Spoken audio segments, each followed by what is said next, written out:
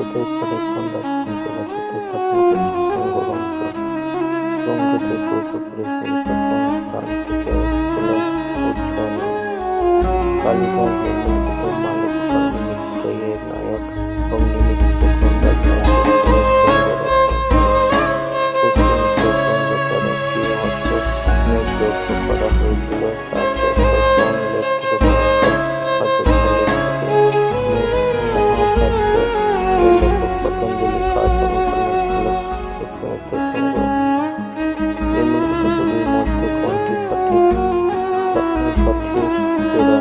Pushyamitra Shunga Patanjali. Option A. প্রাচীন ভারতের সাহিত্য ইতিহাসে পাণিনির কতগুলি গুরুত্বপূর্ণ ধারা কোন রাজবংশের আমলে অগ্রগত হয়েছিল? শুঙ্গ রাজবংশের সময়ে। কোন সম্রাটের শাসনকালে চীনা পরিব্রাজক ফা-হিয়েন ভারতে ভ্রমণ করেছিল? দ্বিতীয় চন্দ্রগুপ্ত। পতঞ্জলি মহাভাষ্য এর বিষয়ে নিম্নলিখিত বিবৃতিগুলি বিবেচনা করুন। অপশন বি কেবলমাত্র 2 যে এটি ব্যাকরণ গ্রন্থ এবং এতে ঐতিহাসিক ব্যক্তিদের উল্লেখ কেবল প্রসঙ্গত এসেছে। যোগের প্রণেতা কে? পতঞ্জলি। পুষ্যমিত্র শুঙ্গ সম্পর্কে নিম্নলিখিত বিবৃতিগুলির মধ্যে কোনটি সঠিক? সেনাপতি পুষ্যমিত্র শুঙ্গ বৃহদ্রথকে হত্যা করেছিল। তিনি যবনদের পরাজিত করার পর 2টি অশ্বমেধ যজ্ঞ করেছিল। এ দুটি কিন্তু ঠিক।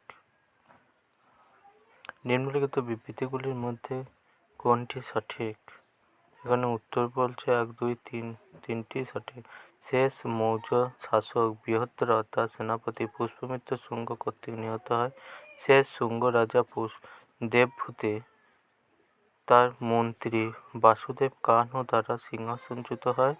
কানহ বংশের শেষ শাসক সুশর্মা অন্ধ্রদের দ্বারা নিহত হয়। শুঙ্গ রাজত্বকালে কে সাকেত ও মাধ্যমিকা আক্রমণ করেছিল? মিনান্দার। পুষ্যমিত্র শুঙ্গের অশ্বমেধ যজ্ঞের তথ্য কোন লিপিতে পাওয়া যায়? অযোধ্যা লিপিতে। শুঙ্গরা কোন অঞ্চলে আদি বাসিন্দা ছিল? উজ্জয়িনী।